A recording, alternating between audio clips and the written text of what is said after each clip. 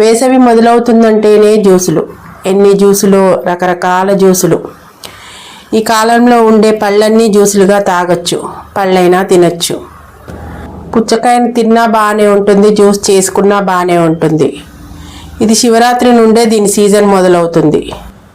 బళ్ళ మీద అమ్మే దగ్గర కొనుక్కునే దానికన్నా ఫ్రెష్గా పండు తెచ్చుకొని కోసుకొని తింటే బాగుంటుంది. ఇంకా కర్బూజ అంటారా, అన్ని జ్యూసుల్లోకి ఎలా టేస్ట్ అనిపిస్తుంది నాకైతే ఇది. మీకే జ్యూసులు నచ్చుతాయో కామెంట్ చేయండి. కర్బూజ వేడంటారు, అవునంటారా కాదంటారా?